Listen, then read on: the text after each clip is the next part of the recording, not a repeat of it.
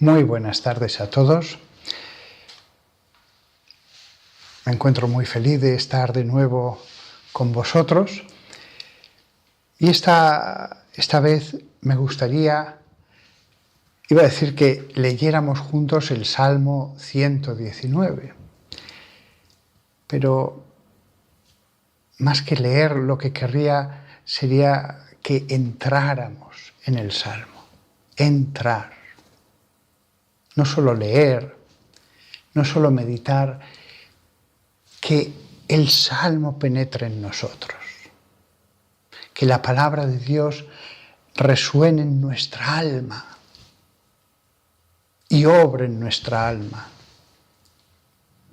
como espada que atraviesa, como perfume, como incienso de Dios.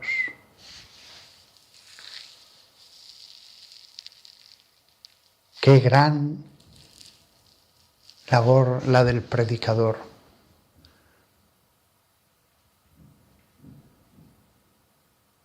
El Salmo 119 podríais leerlo por vuestra cuenta y meditarlo en silencio. Y si lo hacéis, lo haréis muy bien. Haréis muy bien en hacer eso. Pero también es cierto que a mí siempre me ha gustado que me lean la palabra de Dios, escucharla. A veces prefiero leerla, a veces prefiero escucharla. Y después, escuchar la palabra de Dios con glosas, con comentarios, es otra forma de escuchar la palabra de Dios. Alguien podría decir, ya, pero las glosas interrumpen. El que va a comentar puede ir de un lado a otro de la escritura en vez de todo seguido. Sí, pero la misma escritura lo hace. Hasta los mismos salmos podrían decir, vamos ahora a tocar este tema y no tocamos otro tema hasta acabar. Podría organizarse todo mejor. Pero no, los salmos, el mismo San Pablo, va a un tema, vuelve a otro, retorna.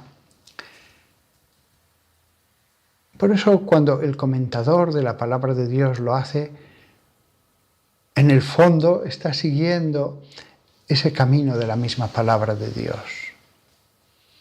Esto no es un libro de matemáticas, o un libro de química, en que todo sigue unos temas unitarios. Dios ya sabía que la palabra de Dios la íbamos a leer, meditar, a base de muchos días, a trocitos. La Biblia es un libro vital. No es como un tratado en que la organización temática es férrea. Es vital. Es una obra de arte. Leer un salmo es un modo de penetrar en la palabra de Dios. Escuchar comentarios sobre la palabra de Dios es otro modo de que la palabra de Dios nos transforme. De hecho, yo mismo ahora cuando os voy a dar esta charla, hago propósito, no sé si lo cumpliré, de leer la palabra de Dios. Por supuesto, aquello de lo que os voy a hablar ya lo he leído y meditado, y sin embargo, quiero una vez más, yo que leeré esos textos, quiero escucharlos.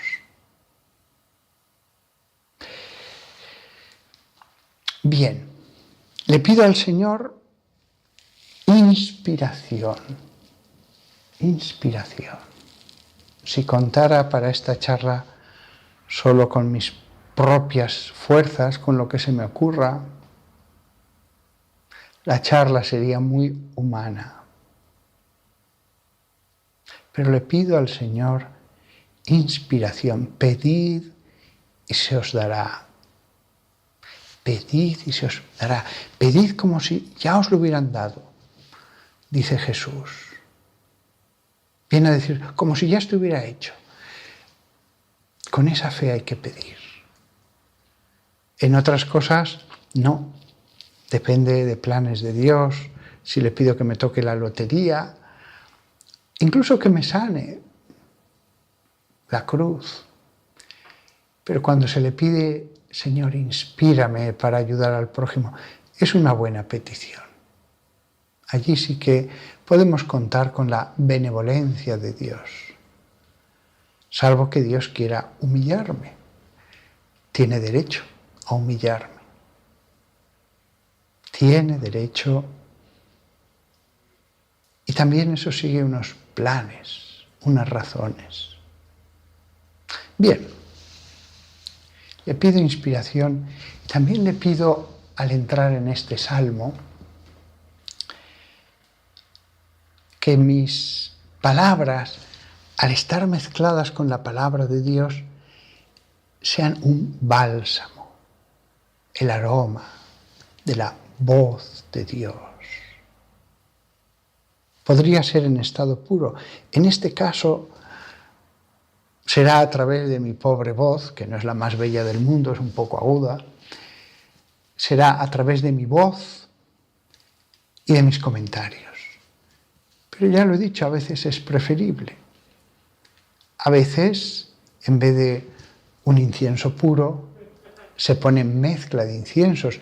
El incienso que se iba a usar en la tienda de la reunión para el culto de Dios podía haber sido un incienso puro. Sin embargo, es una mezcla de varias sustancias.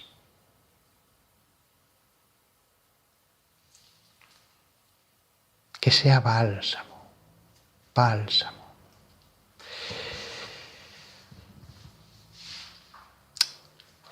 Otra cosa quiero decir de esta charla. Cuando uno se acerca a Dios con sencillez de corazón, sea quien sea el predicador, cuando uno solo busca a Dios en la escucha de la palabra, siempre hay fruto, siempre, siempre, siempre. Cuando estaba meditando el Salmo y pensaba en hacer la charla, dije, me tengo que esforzar porque resuene la palabra del Altísimo. En un principio dije, no, pues que casi todo sea lectura del Salmo y que en tiempo yo hable poco tiempo. Pero me di cuenta de que no es una cuestión tanto de cantidad de tiempo. Me voy a esforzar en que resuene la palabra de Dios. El Salmo 119, ¿por qué este Salmo? Pues porque una vez, leyendo vuestros comentarios, me envió uno un email. Me dijo, padre, ¿por qué no comenta el Salmo 119? Y al momento le contesté, pues tienes razón, valdría la pena el hacer una charla sobre ese salmo. Porque ese salmo es especial. Todos los salmos son valiosísimos. Pero ese salmo es, con diferencia, el más largo de toda la Biblia. Es el capítulo más largo incluso de la Biblia. Pero como salmo es muchísimo más largo que otros. Tendríamos que unir muchos salmos para formar el Salmo 119 en cuanto a cantidad. No he hecho la cuenta, pero más de 5 y 6 salmos, más, y todavía no tendríamos el 119. ¿Por qué Dios ha hecho que un salmo sea muchísimo más largo que cualquier otro? Algo nos quiere decir el Señor. En ese hecho hay una voluntad de Dios. Es un modo de decir, reparad en este salmo. Mi idea, ya veré lo que pasa en el futuro, mi idea es hacer varias charlas de este salmo. La idea era decir unas cuantas palabras y enseguida entrar en el salmo, pero ya os advierto que Ni siquiera voy a poder tocar el comienzo del Salmo porque me encontré con un punto, el de la ley y la salvación, que dije, creo que este sería importante tocarlo al principio, antes de empezar, porque es algo que se va a repetir mucho en todo el Salmo. Entonces, más que hoy empezar a leer el Salmo 119, es un prólogo. Es un prólogo. En un Salmo que, si tiene un tema central, es la palabra de Dios. Todos los salmos son palabra de Dios. Sin embargo, hay uno, cuyo tema central es la palabra de Dios. ¿Cómo lo va a hacer eso, el explicarnos esto? A través de oraciones y reflexiones. El salmista, cuyo nombre no conocemos. Con oraciones a Dios, con reflexiones. Hay 176 versículos, pero este salmo tiene una característica, divididos en 22 estrofas, cada una de 8 versículos. Y cada estrofa, cada grupo de versículos, corresponde a una letra del alfabeto hebreo. De manera que cada uno de esos 8 versículos, de cada estrofa, si es la letra A, Aleph, pues va a comenzar siempre por la letra Aleph. Si es la B, va a comenzar por la letra B. Hay 22 letras en el alfabeto hebreo. Hay 22 estrofas, cada una de 8 salmos. Fijaos qué bonito. El salmo sobre la palabra de Dios se divide en 22 estrofas porque hay 22 letras y cada una comienza con una letra. Como si Dios dijera, cada letra de la palabra de Dios es santa. Cada letra es santa. 8. Símbolo de salvación. 8º día fue el de la resurrección de Cristo. El 8º día. Antes de entrar en el Salmo que va a hablar de la palabra de Dios. La palabra de Dios, es decir, la Biblia, el libro de la Biblia, porque esto quiero dejarlo muy claro, a veces se dice la palabra de Dios, aquí quiero referirme exactamente al libro, el libro de la Biblia, es autoritativo. Este salmo nos va a hablar de la palabra de Dios. Recordemos, la palabra de Dios es autoritativa. Tenemos que obedecerla. Él nos enseña, nos dice cosas, tenemos que obedecer. También en esta época, en el siglo XXI. Por supuesto, la ley antigua ya pasó. El Nuevo Testamento deja claro cuál es la nueva ley. Pero cada una de las cosas que nos enseña hay que obedecer. Y no digo más porque estamos en YouTube. Y puede haber censura, pero la ley de Dios es ley. Porque la palabra de Dios podemos confiar en ella. Esto es importante. Cuando Dios habla, no es una opinión. Él ha creado el mundo, el género humano. Él sabe todo.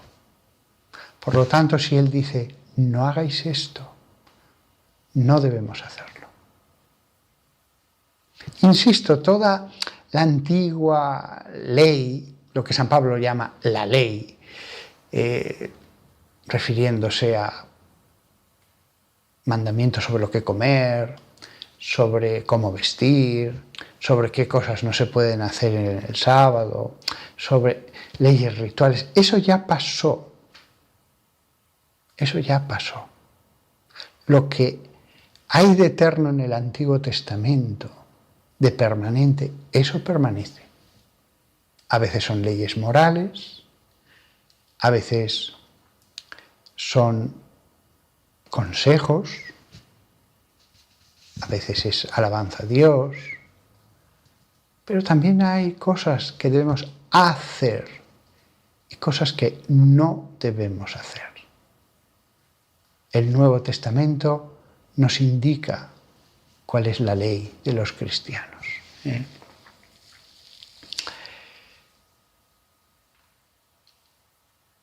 Y ahora viene el punto que quería tratar antes de entrar en este salmo.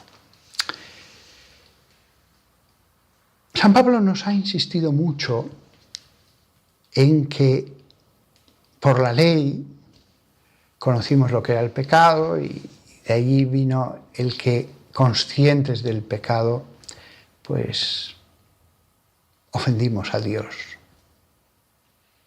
Sin embargo, este salmo va a insistir mucho en la ley como algo que da vida. Y diréis, ¿pero hay contradicción? No, no la hay, no la hay. Vamos a escuchar primero qué nos dice este salmo en el versículo 93. Nunca olvidaré tus preceptos, porque por ellos me has dado vida. Me has dado vida. ¿No decía San Pablo que la muerte del alma vino al conocer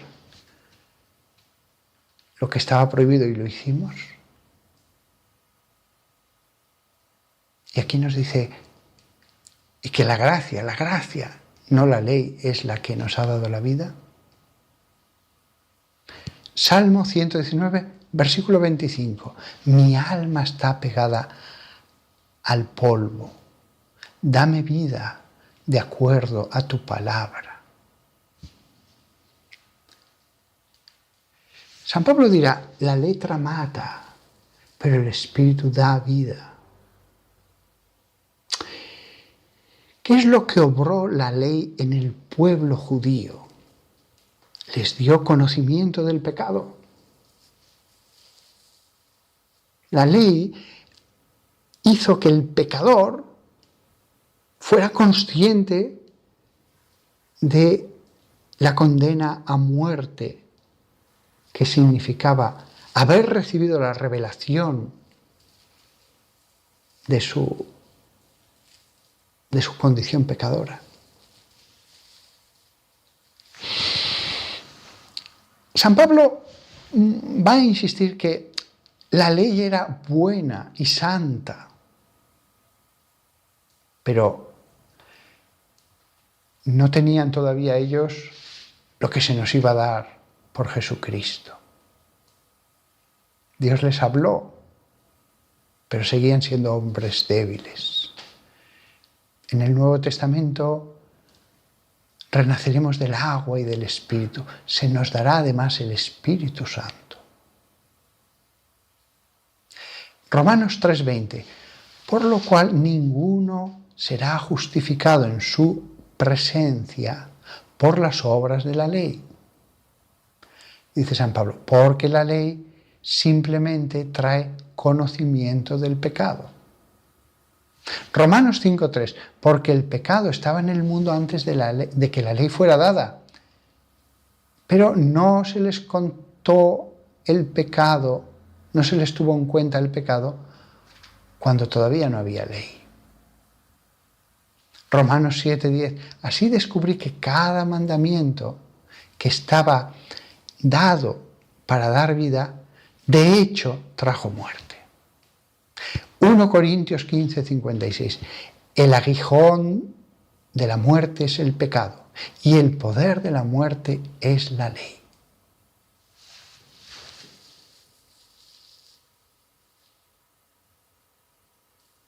Fijaos que aquí queda claro lo que San Pablo dice en realidad sobre la ley. No es realmente que la ley sea mala, no. es que de pronto soy conocedor de lo que está mal y aún así lo hago. ¿Por qué me he detenido en estos versículos de San Pablo sobre la ley?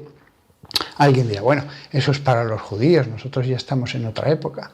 No, no, no, se nos aplican esos versículos muy bien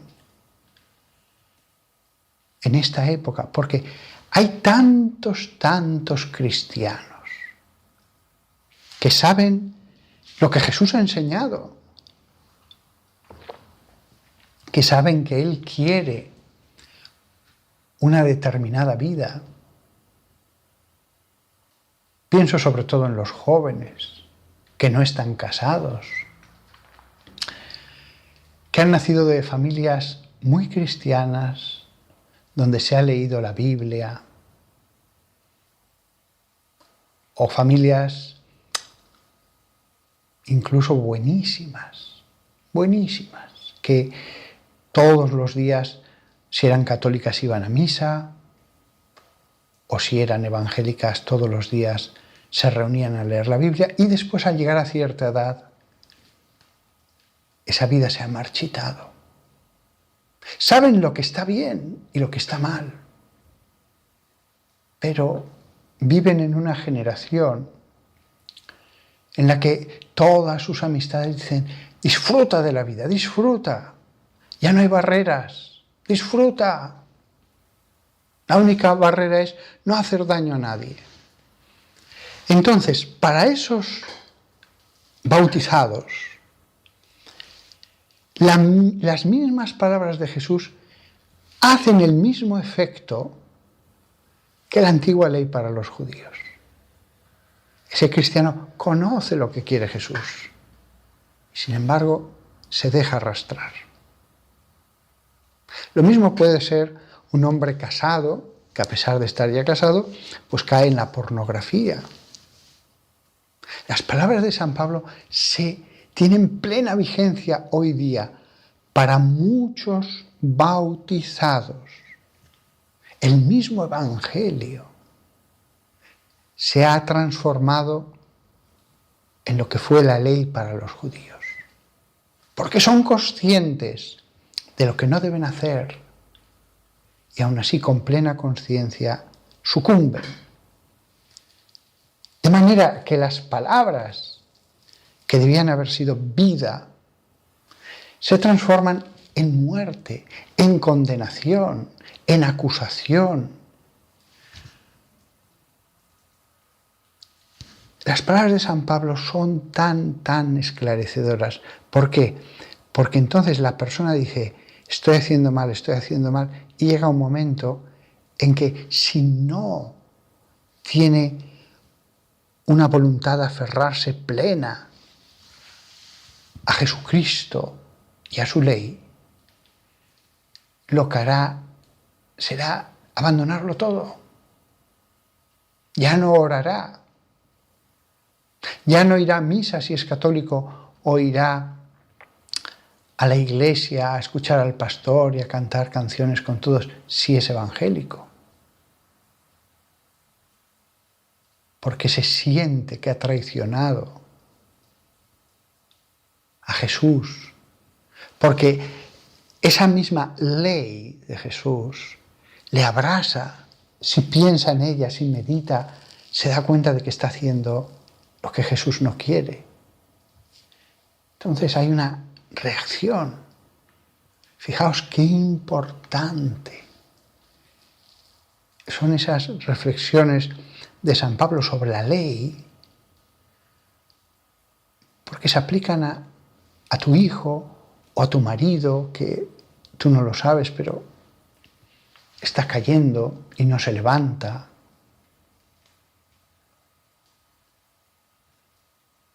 Por lo tanto, vemos que nada en la palabra de Dios es inútil.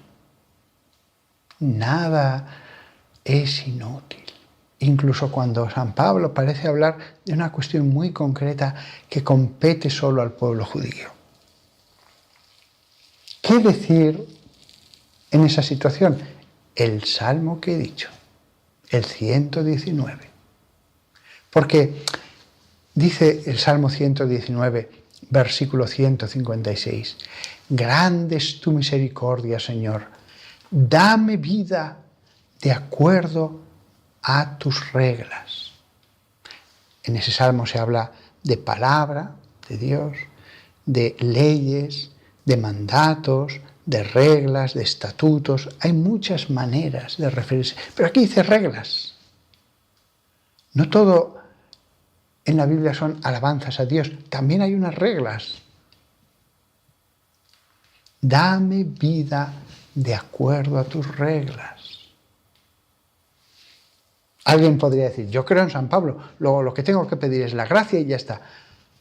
No, hay unas reglas. Hay unas reglas y si recibes la gracia, debes, uso el verbo deber, debes cumplir unas reglas. Los 10 mandamientos.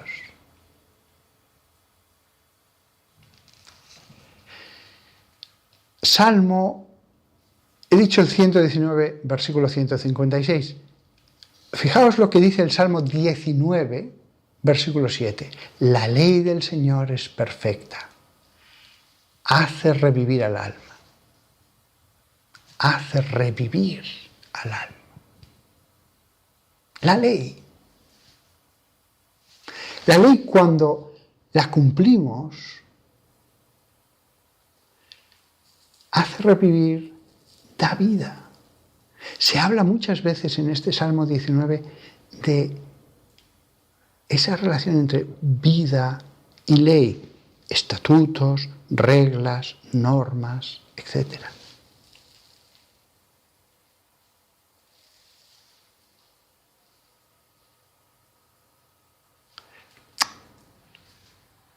Muchas veces cuando yo sé que estoy predicando para católicos y evangélicos, cosa que me alegra muchísimo, muchísimo. En los últimos días he estado hablando con varios evangélicos que escuchan este canal. Yo sé que los evangélicos nos ven a los católicos a veces como los que siguen unas reglas, unas leyes, y se olvidan de la gracia. Y muchos católicos ven a los evangélicos como los que piden la gracia y ya está. No soy nada, pido perdón, Señor, sálvame, tengo fe en ti y ya está. Ha habido una reunión hace unos años entre el Papa Francisco y el jefe, el pastor que dirige las cosas de la Federación Luterana Mundial. Y los dos firmaron una declaración conjunta sobre la ley y la gracia. Estamos de acuerdo. Católicos y evangélicos y luteranos. Estamos de acuerdo porque seguimos la palabra de Dios. No podemos simplificar las cosas como a veces se hace. Estamos de acuerdo en la relación entre ley y gracia. Ni los evangélicos siguen la mala simplificación que a veces se hace, ni los católicos seguimos la mala simplificación que a veces se ha hecho.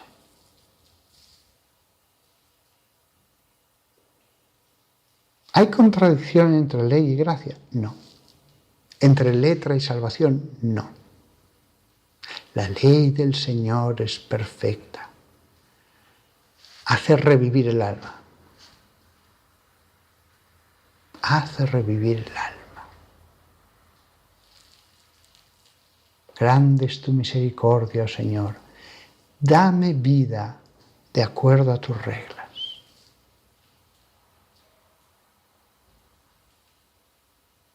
Las reglas del Señor no podemos cambiarlas. Solo podemos inclinarnos y obedecer. Salmo 119, versículo 93. Nunca olvidaré tus preceptos, porque por ellos tú me has dado vida.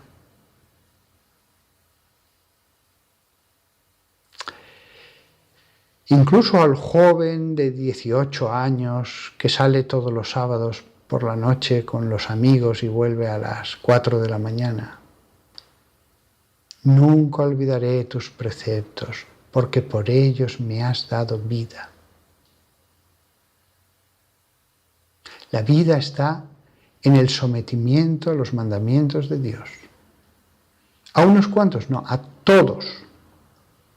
todos los mandamientos que siguen vigentes, que son todos los de la Biblia, menos aquellos que pertenecían a la ley antigua transitoria. Todos. Que además, tanto los evangélicos como los católicos lo tenemos muy claro, en eso no tenemos disensiones. Cualquier lector de la Biblia le queda claro qué sigue vigente y qué no sigue vigente. No sigue vigente, pues yo qué sé, la obligación de hacer la peregrinación de los tabernáculos. No sigue vigente la obligación de no mezclar dos tipos de tejido en un mismo vestido que había en el Levítico.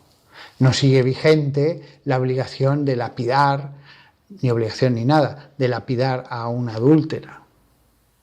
Pero sí que sigue vigente el respeto a los padres, el no mentir, el no ser adúltero, el ser casto hasta el matrimonio, el ser morigerado con la bebida y la comida y tantas otras cosas. Ya, pero es que nuestra sociedad nos dice que tal o cual cosa no está bien. Pues tienes que elegir entre la palabra de Dios o lo que te diga la sociedad. Ojo, libertad, libertad, libertad. Pero aquí ya no se puede decir todo.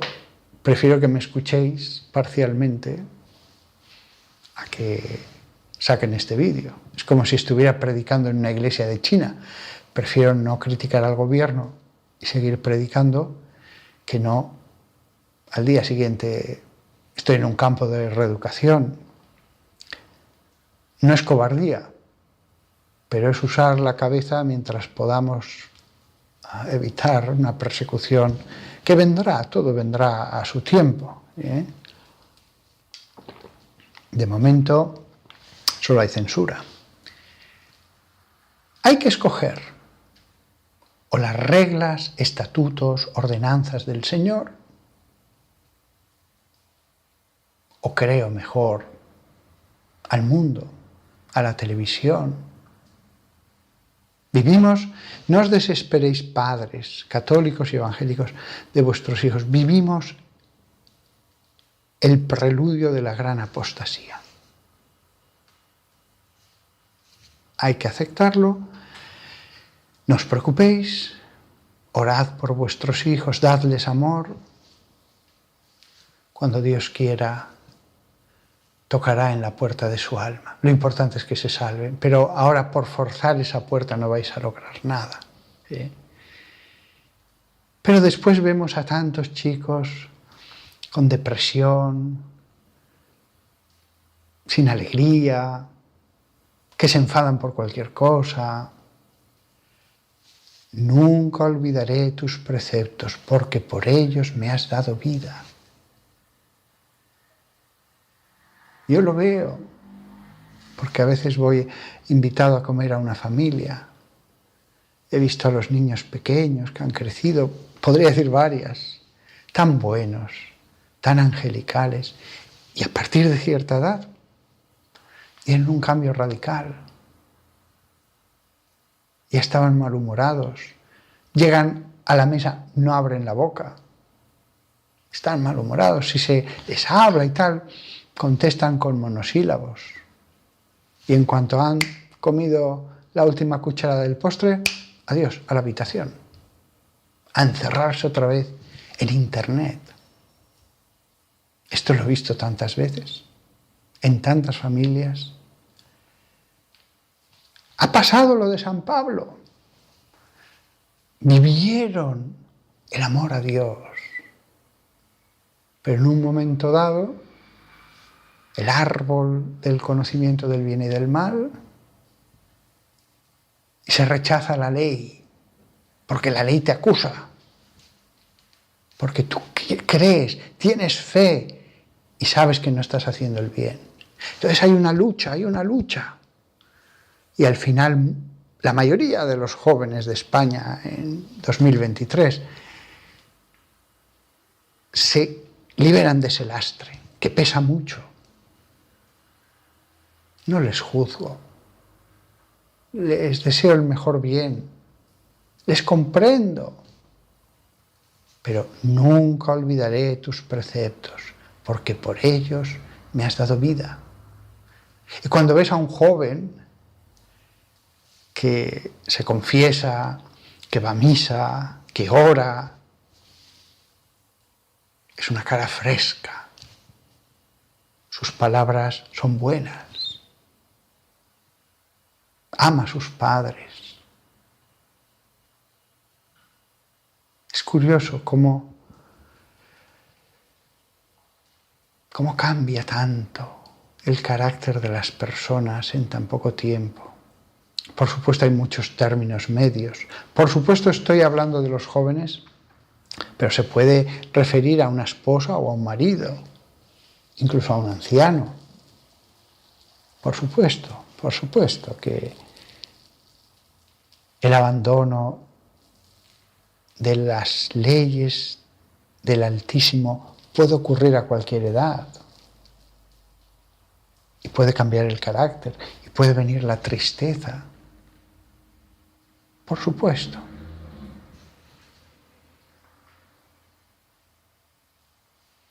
Esta vida que da la ley de Dios vale para la persona y para una familia y para una nación. Hay familias enteras que se han marchitado. Hay naciones enteras cuya solución sería seguir los preceptos del Señor.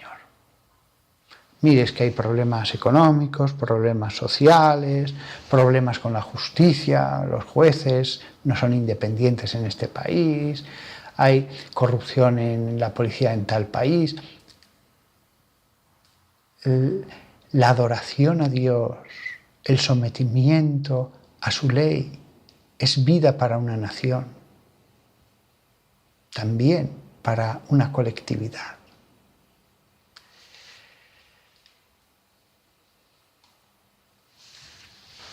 La vida del alma viene solo de la gracia de Dios. Pero la consecuencia de esa vida es que uno guarda sus preceptos. La vida, eso lo va a enseñar el salmista, se obtiene a través de la obediencia. Alguien dirá, pero es un regalo, gracia, o carisma, es regalo en griego, en latín. Sí, es un regalo. Esa comprensión de, Señor, estoy aquí con los cerdos, vuelvo a casa, es un regalo, viene de golpe al alma.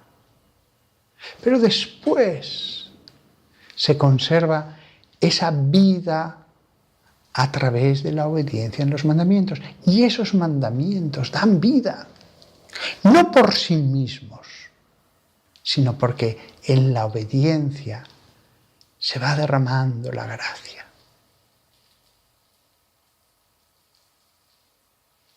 Se va derramando la gracia. Incluso en la primera fase, antes de la conversión, uno puede buscar a Dios.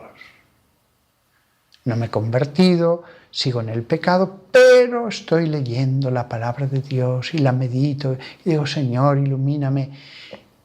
En ese trabajo ya vienen gracias, ya vienen gracias. Alguien dirá, pero no noto nada.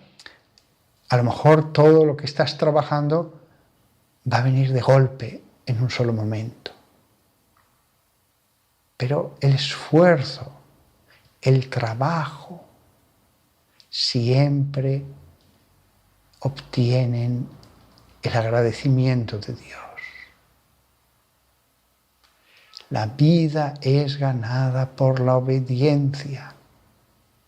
La obediencia no es una cosa que se añade allí. Sí, pues ya creo en Dios y entonces pues lo obedezco. No. La vida es ganada por la obediencia. Insisto, un precepto, un estatuto, algo que ha establecido Dios, de por sí no nos va a dar la gracia, pero sí que en la obediencia se nos da la gracia. La gracia viene solo de Dios, pero en la obediencia se derraman tantas gracias y tan distintas.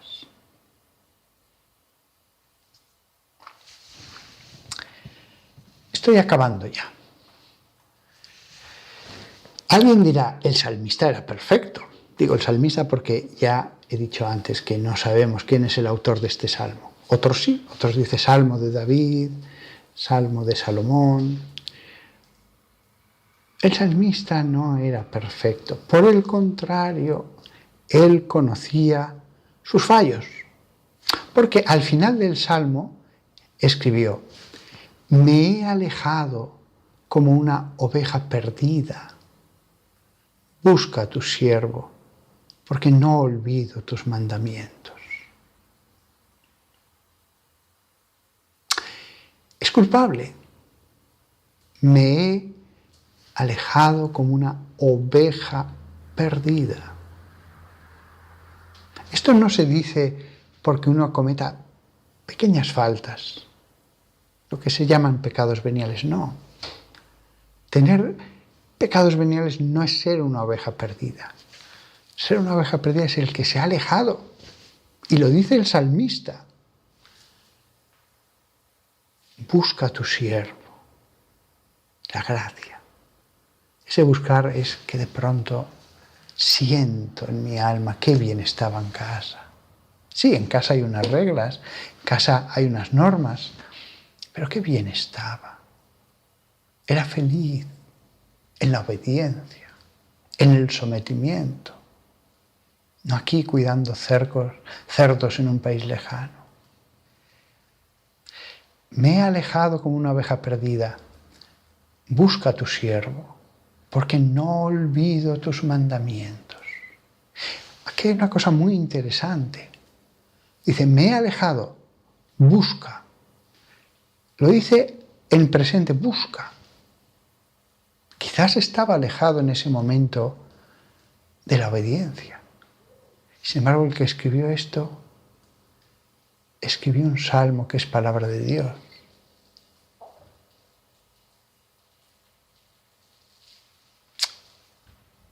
¿Puede predicar el que es culpable? Sí. Es culpable, pero todos somos culpables. Alguien dirá, voy a ser más concreto. Me acuerdo de un sacerdote que criticó a otro sacerdote. Yo fui testigo. Lo oí con estos mismos oídos que algún día se van a comer los gusanos. Lo hizo públicamente. Yo le diría, hermano, todos somos culpables. Y él diría, sí, pero mis pecados no son como los de él. Los de él son de marca mayor. Hermano, la parábola del publicano y el fariseo. Tú no escuchaste la confesión que hizo el publicano a Dios Sabes que era pecador, pero no sabes qué le dijo. Probablemente, a lo mejor, era muy pecador. No creas que por ir al templo ya era un santo. Tampoco se dice, me confieso de lo que cometí hace mucho tiempo, ya no soy pecador. No. Era pecador. Eso sí que lo sabemos. Sin embargo, Jesús dice, ese bajó justificado. Se dice del fariseo que Dios lo aborrece, que era malo. No, no se dice eso. Pero en ese momento pecó de soberbia. Yo no soy como ese. Se justificó a sí mismo ante Dios. Pecó de soberbia. Otra pecado más. Contra la caridad del hermano y frente a Dios. Que estoy aquí, que estoy aquí. Fíjate qué bueno soy. Jesús no le condena, pero se nota que cogería a ese fariseo y le diría, muy mal, muy mal.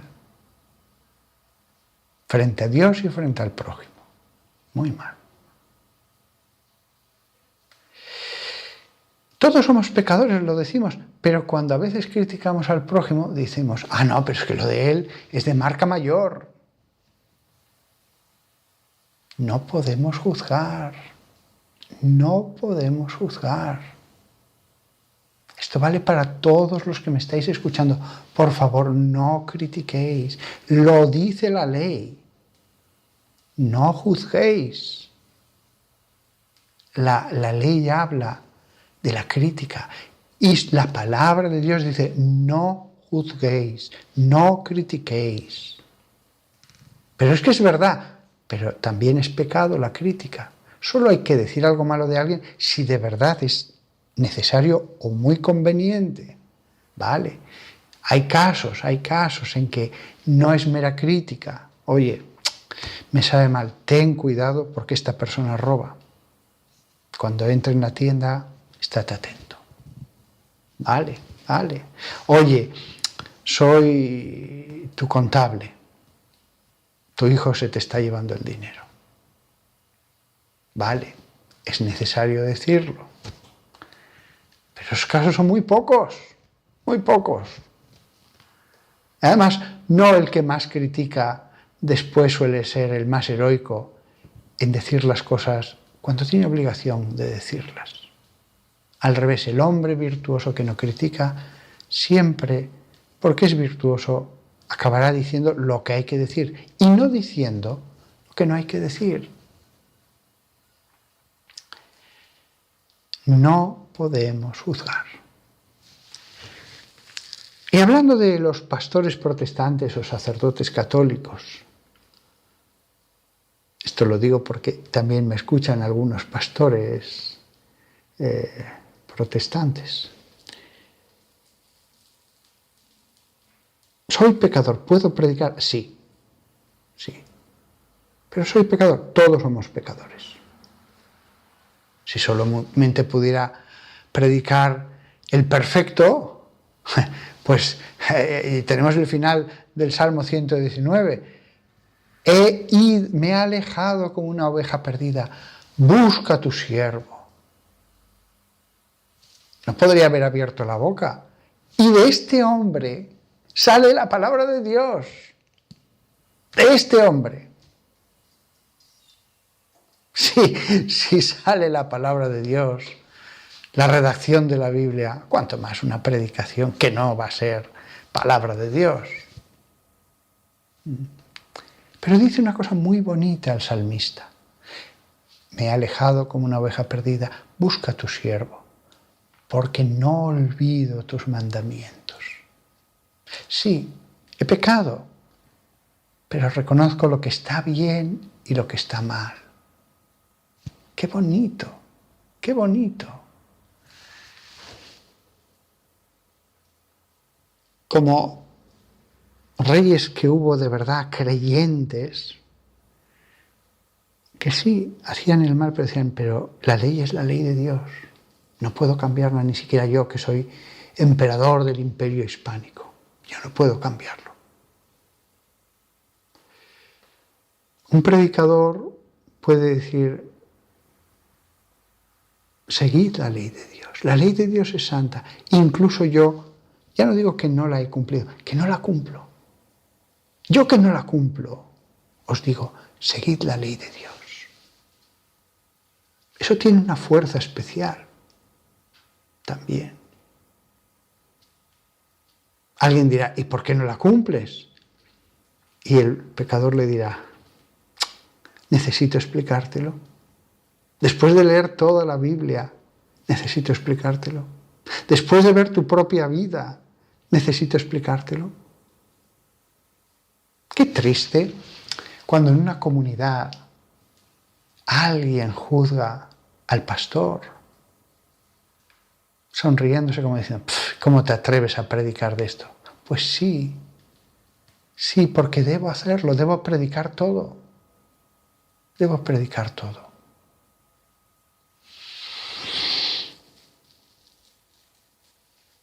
La verdad ha de ser plena.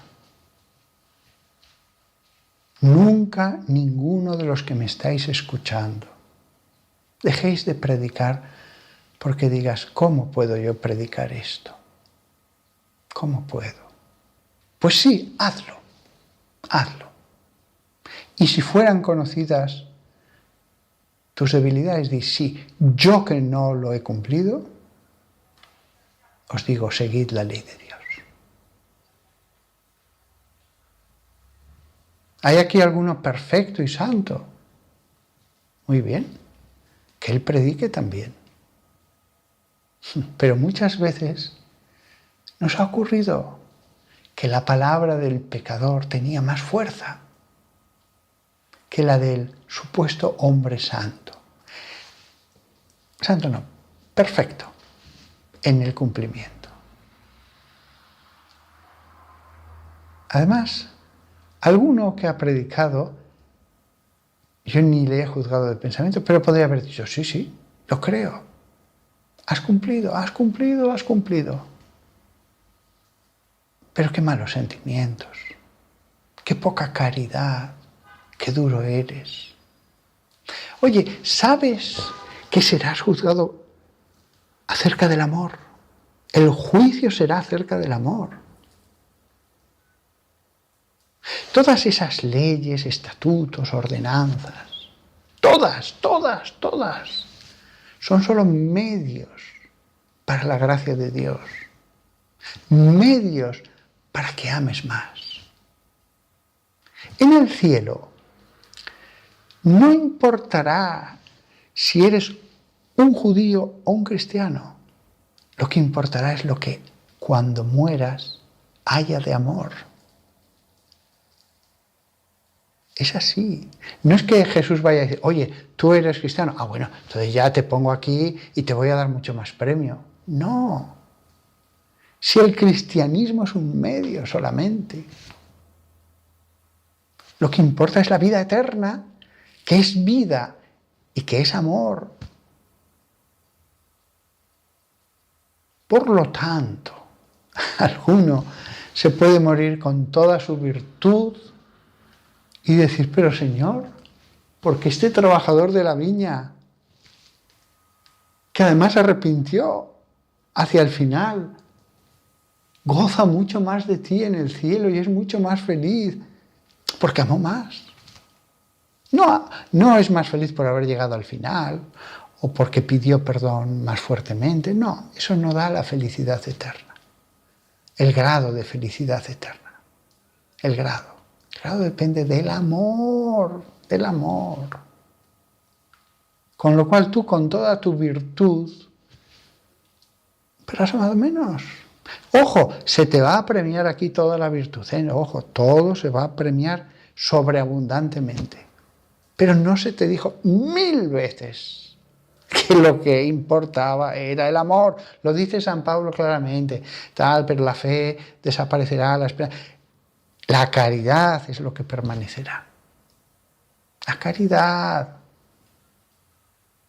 Yo que he estado dando esta charla. Entonces, ¿da lo mismo lo que hagamos y lo que importa es el amor? No.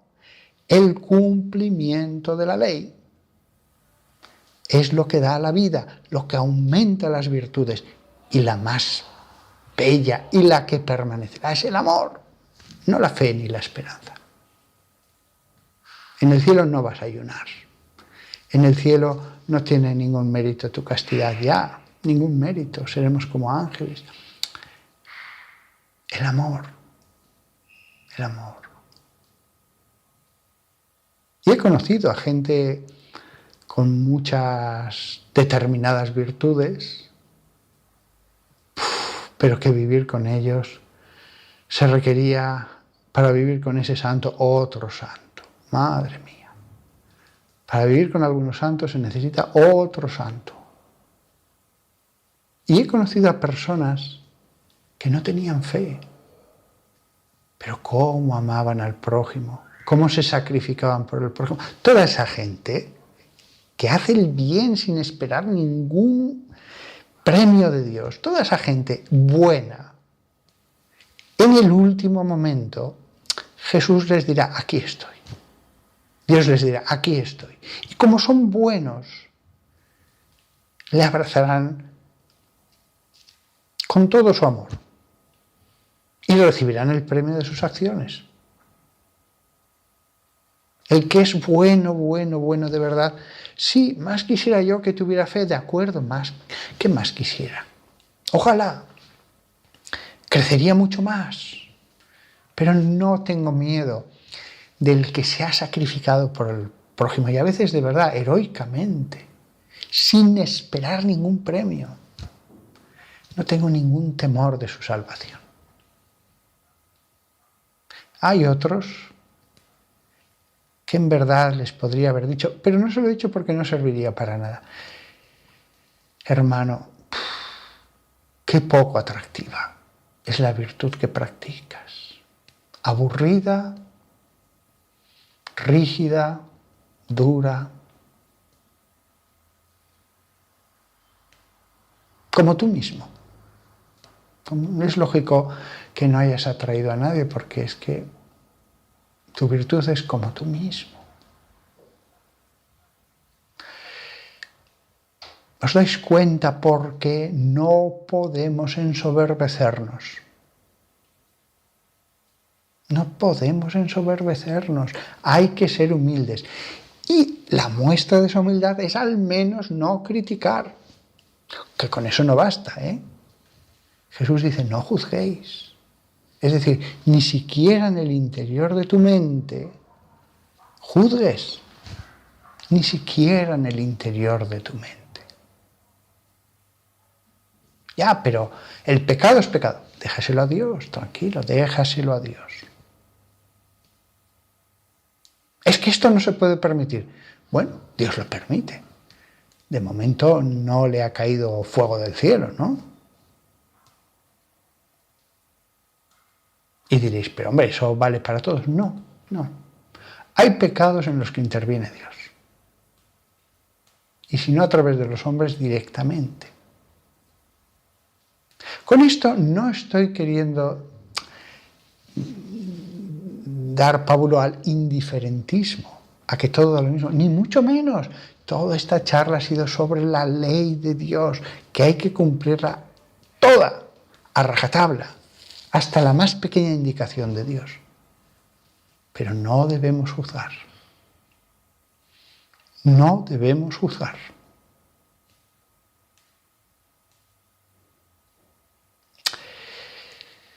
Acabo aquí esta charla porque ya llevo 1 hora y no quiero cansaros más. ¿Qué pensamiento final diría yo a todos vosotros? Pues está claro. No importa cómo estéis vosotros. Comenzad a obedecer la ley. Comenzad a obedecer la ley.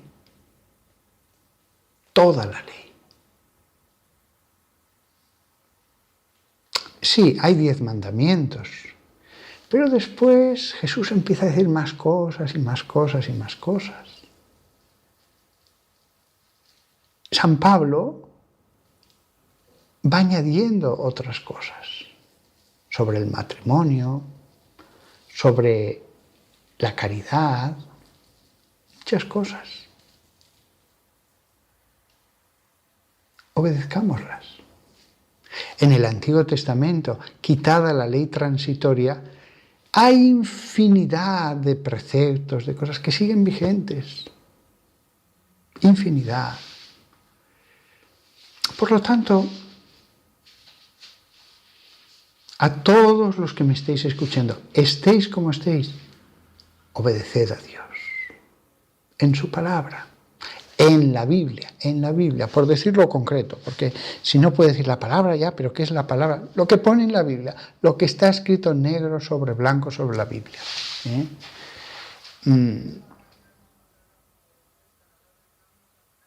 Y los hijos, ora por ellos, dales buen ejemplo, no fuerces la puerta, no trates de entrar ni que quieras ni que no.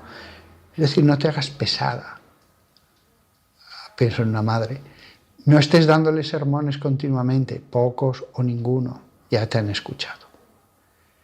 Pero fíjate lo que te he dicho antes de la viña, que sean buenas personas. Dios los puede rescatar en el último momento. Serán juzgados por el amor. Son buenas personas. Háblales de hacer cosas por el prójimo. Sí, ya sé que deberían hacer también otras cosas. La adoración del único Dios. Bueno, haz lo que puedas.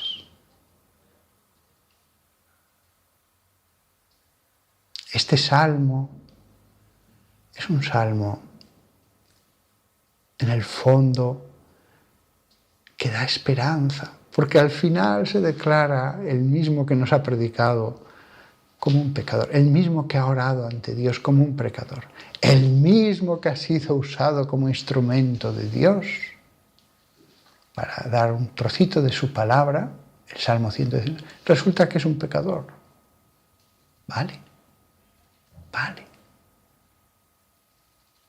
Es un salmo que da mucha esperanza y que nos deja claro dónde está la fuente, de donde podemos conseguir vida.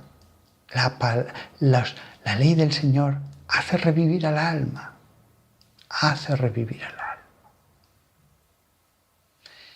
Y antes de darle al botón de apagar, el amor, de eso vamos a ser juzgados. Lo dijo San Pablo. Subyacen muchas parábolas de Jesús. El amor. Amo, soy una persona enamorada, tengo amor. Amo a los demás. ¿Hay alguien al que no perdono? ¿Alguien que en cuanto pienso tengo rabia? Ama, perdona. Haz visita a ese familiar que no visitas nunca, llama a ese amigo que no le llamabas hace tiempo y en esa llamada trata de dar bondad. Haz caricias a tu marido, que esté contento cuando llegue a casa. O el marido, que haga lo mismo con la mujer, que le manifieste el cariño. El amor.